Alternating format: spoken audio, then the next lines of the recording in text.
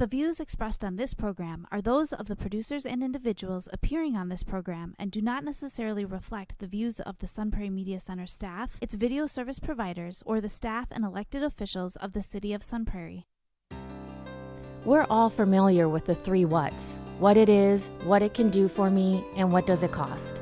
Tyler Rickenaugh, Country Financial, can help you find the answers with insurance coverage to help protect what's most important to you, all at a price you can afford. So while you're juggling work and kids while trying to keep an eye on your financial future, Tyler Rickenaugh, Country Financial will make sure they are the first ones there when you need them most. The kids are back to school, and your schedule is busier than ever. From daycare pickup, doctor's appointments, sports, and college tuition, a parent's signature is a powerful thing. Have you ever stopped to think, what would happen if you weren't able to provide one? With thoughtful estate planning, you can make sure that your child's health and education needs are met in the event of your absence due to a temporary incapacity or even death. The estate planning team at Hurley Burrish is here to help. Fostering deeper relationships, influencing behavior change, developing resilience. You're about to start winning. Here is your host, Christine Bright. Welcome to Parenting Game. I am so glad you are here. I recently had a conversation with Myranda Phelps-McGuire from our health department, and I was really surprised on how dangerous vaping truly is and what an epidemic it is among our teenagers. So Myranda is here today to help share with you how you can have conversations with your kids around vaping and to learn how dangerous it really is. Myranda, thank you so much for coming on the show. Now, before we dig into things, we are in a new year, 2023. And you're part of the health and wellness series. So we all say we're not going to do it. Like, I'm not going to do a New Year's resolution, but we all kind of do. So first of all, just share with us what you're kind of thinking of improving this year. Well, as far as my health and wellness goals go, I'd really like to start to prioritize breakfast more in my life. I tend to get up and just start moving and have a cup of coffee and then maybe grab a piece of toast mid-morning. But I have heard so many times how important it is to start your day with a healthy breakfast. And I think it will really help, hopefully, increase my energy levels. Oh, that's an awesome one. Thank And I'm you. a big breakfast fan, like breakfast any time of the day. I'm in. I absolutely love it. For me this year, it's been more about, I've been told a lot, like I have a lot of information in my head about exercising and eating right and, when to get up and all that stuff. And what I realized is like, I'll take these bits of information and then I'll start implementing it. But I don't really ever evaluate, is this something I really want to do? I'm just like, oh, they said it, so I need to do it. So my goal this year is to really find out what, out of all this information, what is really appealing to me, so I stick with it. So that sounds great. I don't know what it's going to end up being yet. Somewhere in there, I am pretty sure I'm going to be able to work in that a crumble cookie is a healthy choice. Oh, definitely. I was doing so good, and then crumble cookie came into town, and it's like, I'm not going to check. Oh, dang it. Yeah, I want that one. I tell ya. They are excellent. I know my girls turned me on to them just a few weeks ago, and I'm like, I need to, that's a special occasion only type stop. Yeah, it's a big cookie, and then it's an expensive cookie. The other thing, the marketing is great, right? Because they loop you in with that whole, it's only here this week, so if I want it, I need to get it. Yeah, they are brilliant. So anyway, so we are going to get into this topic of vaping, and as I said, when we started a conversation about it, I was like, oh my goodness, there are so many things that I didn't realize. And it's kind of a newer thing, but boy, has it really developed in far as how accessible it is, how they're marketing it, and it's really blowing up. There's so much to talk about. So let's start in with just some facts around vaping that parents may not be clear on. Sure. So a lot of people don't know this, but e-cigarettes were actually invented in the really early 2000s, but they weren't very popular. They produced a really harsh hit. They just weren't very user-friendly. So things kind of developed from there, but around 2015, when Juul hit the market, things really changed. Juul found a different way to put the tobacco in the device. They added benzoic acid, which made the tobacco a nicotine salt, which made it so much easier to smoke, less harsh. And then they also started putting tons of flavors in, like mango, cucumber, cream ice, all sorts of things. Kind of while they were doing this, they started this huge marketing campaign using social media, huge launch parties in major cities, even paying really popular social media influencers to like hashtag their brand. Juul actually became a verb, like, I need to Juul quick before we go. Oh my. So, yeah, in 2019, over 28% of high schoolers were vaping. Wow. And in 2020, when the FDA finally started to crack down on Juul and say, you can't do the flavors anymore, the damage was kind of already done. And there was a lot of copycats that started to come onto the market. So this is kind of what a regular Juul looks like. And as you can see, there's like a little pod here. Okay. And that's where the nicotine is. So the FDA said no more pods. So other companies started creating things like these puff bars and these mojos, which are And let me see. I mean, Yeah. those look like fun, Yeah. right? I mean, kind of appealing to a kid and kind of hip and right. fun looking and Yeah. fun to hold. And because they're disposable devices, they didn't fall under the regulations that the FDA had set for Juul, so that it created a loophole. They also started to use synthetic nicotine, which they could market as tobacco-free, kind of creating the idea that it wasn't as dangerous, and again, giving the FDA another thing to have to regulate. So I feel like we're just kind of behind the ball, and there's an ever-moving target. Yeah. So share a little bit about, so people think that it's healthier for you because it's tobacco free, but that's not the case at all. This isn't a healthy product. correct. And if we're talking about, a 40-year-old person smoking a pack a day versus one of these devices, there might be something to say there. But the fact is that these have 5% nicotine content in them, which is an extremely high amount. They're very easy for kids to get addicted to. And nicotine changes the adolescent brain in ways that can be irreversible. And they're also extremely easy to conceal and to use kind of on the down low, and extremely easy for kids to develop really significant addictions that then need to be managed. So that is a lot. People do say that they're not as bad as cigarettes. But if you had a teen smoking 20 cigarettes a day, chances are you would know it because of the smell and stuff. Well, one of these has a whole pack's worth of nicotine in it, and it would be really hard to know whether or not they were doing it or not. Something that I found that is concerning is we've moved now from these type products to something that looks more like this, which has 5 times the nicotine of one of these. So it just, like I said, it just continues to evolve, and And as I said, these are so fun, and the smell. I mean, that's like yummy. It smells like a Jolly Rancher. It does. And they're cool. Right. I know.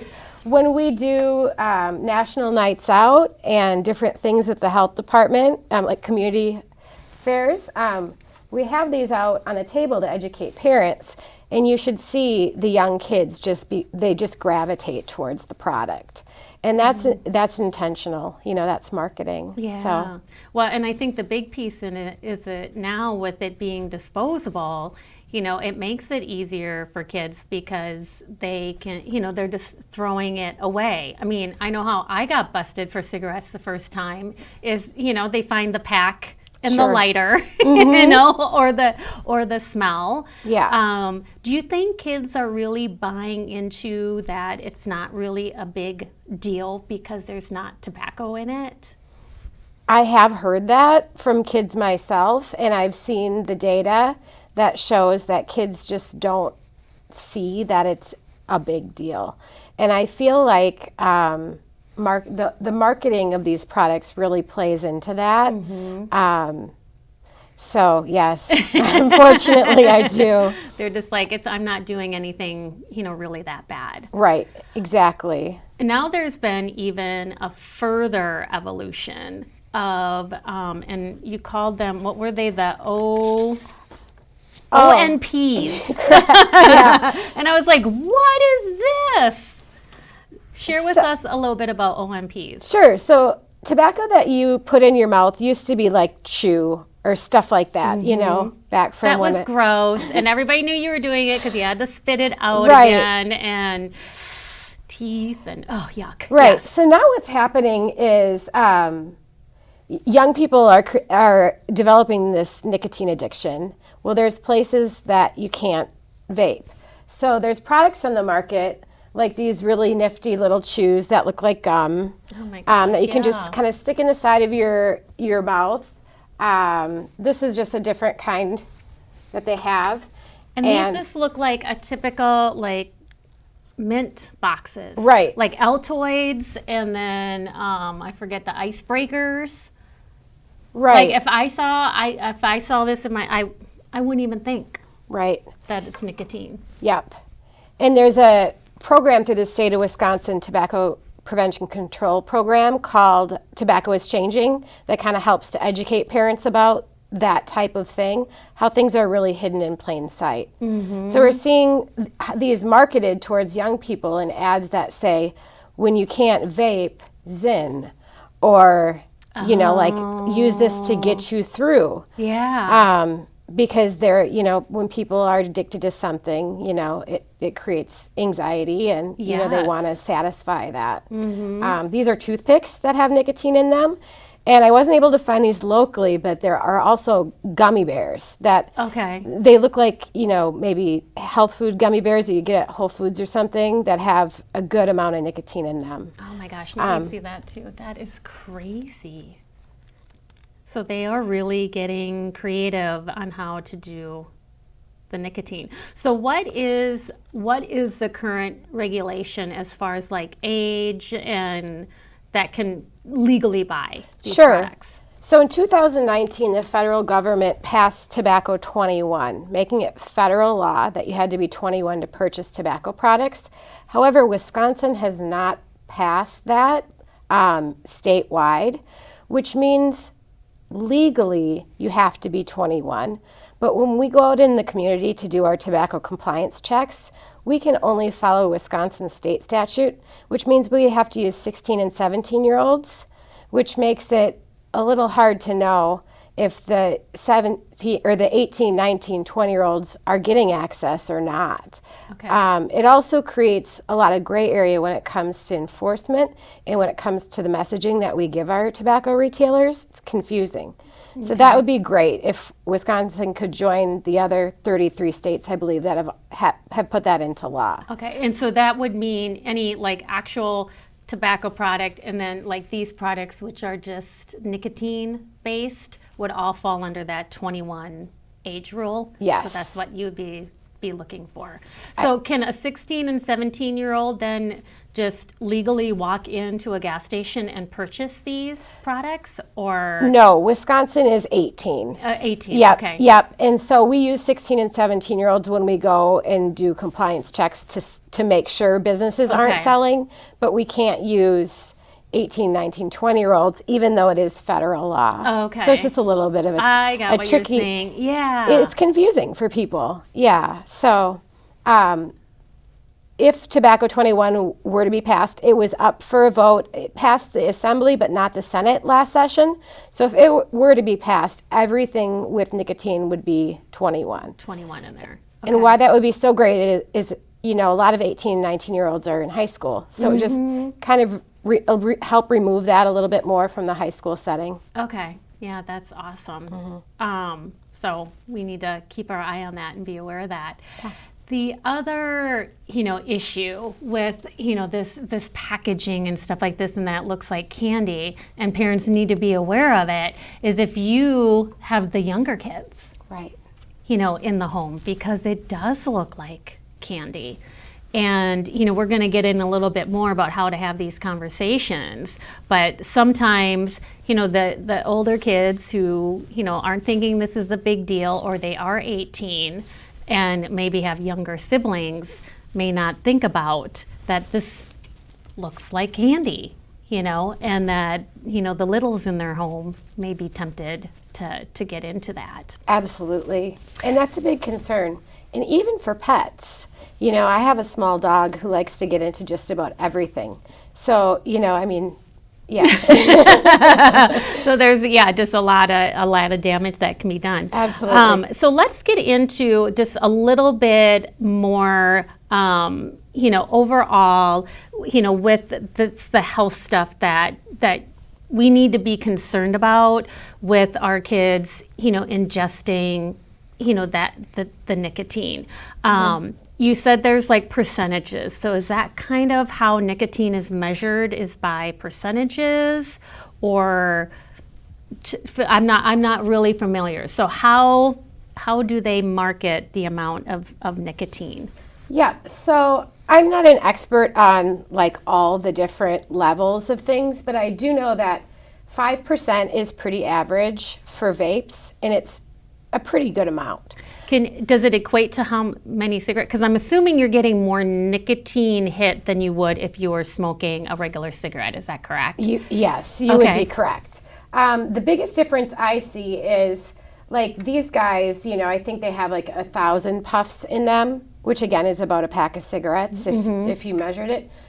But these are 5,000. So, I think a lot of times maybe people don't quite understand what they're getting or how much. And I have talked to people anecdotally who've tried to use vapes as a cessation device from cigarettes, and they're realizing that they're using it more than they were because, again, it's so easy. They make it so smooth, and these contain so much nicotine. Okay. So is there an issue, like, kind of overdosing on nicotine? Can that happen? Is there any signs that you can watch for in your kid that it's like they may be getting too much nicotine? Well, I think I think mood changes are a big one. And I know a lot of kids start vaping because they think it'll help take the edge off or relieve stress. But what we find is that kids who vape have more anxiety and depression. So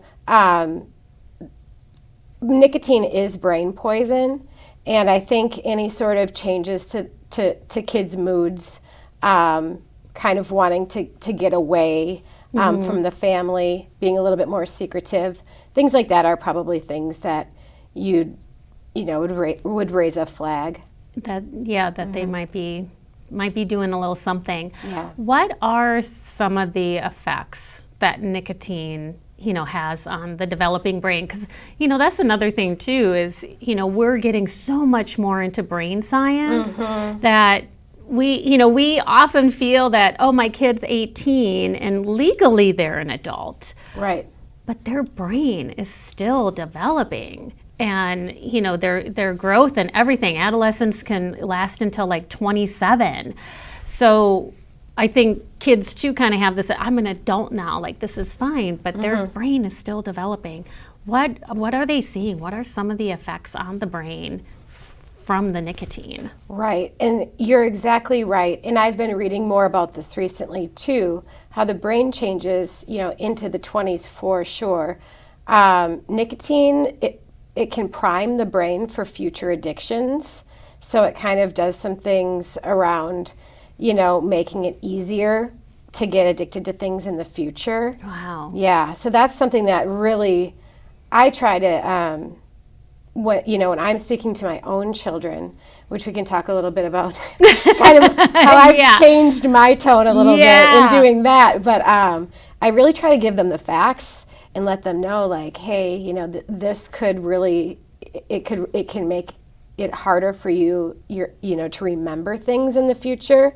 It can make it more likely for you to become addicted to other things in the future. So what you do today, can matter for the future of your life. Absolutely. Yeah. So let's get into that, because it's hard. As a parent coach, I'm always having these conversations of, how do you talk to your kids? And you have some really, really great tips on how to talk to your kids about. And who would have thought? Like, we really thought with this whole trend of not smoking in buildings, and I don't think anybody saw this coming, right? We really thought that this is an end of an era, and now we've this whole new thing. I guess we should have known better, right? Because somebody's always going to find a workaround.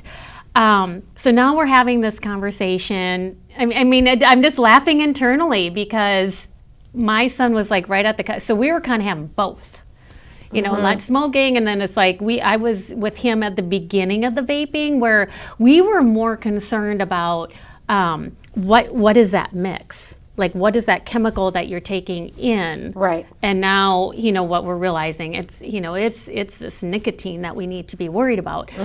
So I'm just laughing internally of the awkward conversation of. Because we weren't sure about it, and it seemed like it would be a better, healthier alternative. Right. So it was I'm like looking at it now, I'm like, that was not a good conversation. So as we're going into this, and you want to talk to your kids about it, or you find out that they are. I think overall, as parents, we know to be heavy-handed and and ground. It's might be a quick fix for a while, but it isn't a long term. But you have some really great suggestions on how parents should go about having this conversation. Yeah, and this is never easy. And you go in with your best intent, and you just have to do the best you can. But I really try to pick a time and place. If I just read a scary article about a new vaping trend, or I'm worked up, I'm not going to go try to talk to my kids about vaping in that moment. So you're telling them, after watching this episode, don't be waiting at the front door for your kids. Right. Process the episode first and then have the conversation. Yeah, absolutely. If you ask them to share, and they do share, try not to punish or come down in a punitive way. If they're giving you information, they're looking for help. I get really emotional talking about this because it just hits so close to home. Try to keep their confidence as much as possible. Share facts. I feel like kids get talked down to a lot. So talking to them and giving them resources about how nicotine can change the adolescent brain, how kids who start vaping are more likely than their peers to start smoking. Things like that, the tangible things that they can understand. Resources. So the Wisconsin Tobacco Quit Line has a new text to quit service that kids can use. Yep. So they text vape free to 873373, and they can get help that way, including counseling and sometimes medication. And yeah, just be there for them, and try not to have a one and done conversation. I remember, my parents, they did, everyone does the best they can, but kind of sitting you down, having a big talk about something, and then like, ooh, we never want to talk about that again. So I try to bring it up on the regular, just to kind of, hey, did you know, or hey, have you seen this product, or oh my gosh, I can't believe, what they're doing, without it being like, you don't want to have like that catastrophe effect either. Like, you don't want to try it, because we know, like, just say no and that kind of stuff. Yeah. We're finding that it may not have been the right route to take with kids, and getting them to buy into their own health and well-being. Yeah. Well, and the other thing, too, that parents need to remember, if they've been doing this for a while, they're addicted. Right. And just with anything, if I always have to take a moment and think about something, in my life. Coffee, which first time coffee, like on the set, because I needed some this morning. But, if I had to, like my doctor said, the caffeine is just not working well for you. You need to cut that out. It's going to be a process. Absolutely. Because my body's so used to it. And we need to remember that with our kids, that they are going to have to learn new behaviors. And, another suggestion that I make is walk alongside your kids. Say, okay, I get it. This is going to be a hard thing to break free from. Maybe decide something you want to give up. And then you guys work together and do that walk together and, and be accountable. Yeah. But I think parents need to remember that this is not a one and done conversation, and that it's going to be a process for them to get this out of their body. And I don't know if you have this handy or not, but is there any kind of time frame that it takes to wean off or get it out of your system per se? Yeah, I think every case is different, and it really depends on how long and the level of nicotine and the frequency, and then also what's going on with kids' mental health. I mean, we are coming out of this really serious global pandemic where kids have, a lot of times develop coping mechanisms. So that might be another part of it. Like you said, trying to address kind of the whole problem, the whole kid, and find a way to kind of work with them. Yeah, so not a one and done conversation. And thank you so much. I know the health department has done a great job getting resources together. That's been flashing up on the screen, the website. But before we go, just share that website with us one more time. Sure, absolutely. So you can go to publichealthmdc.com. That's our public health website. And I'm with Dane County Alliance Against Commercial Tobacco, which is housed there. Yeah, well, thank you so much. I appreciate it. And thank you for tuning into The Parenting Game. We're all familiar with the 3 whats: what it is, what it can do for me, and what does it cost. Tyler Rickenaugh, Country Financial, can help you find the answers with insurance coverage to help protect what's most important to you, all at a price you can afford. So while you're juggling work and kids while trying to keep an eye on your financial future, Tyler Rickenaugh, Country Financial, will make sure they are the first ones there when you need them most. The kids are back to school, and your schedule is busier than ever. From daycare pickup, doctor's appointments, sports, and college tuition, a parent's signature is a powerful thing. Have you ever stopped to think, what would happen if you weren't able to provide one? With thoughtful estate planning, you can make sure that your child's health and education needs are met in the event of your absence due to a temporary incapacity or even death. The estate planning team at Hurley Burrish is here to help. Thank you for watching The Parenting Game. All episodes of The Parenting Game are available on demand at sunprairiemediacenter.com.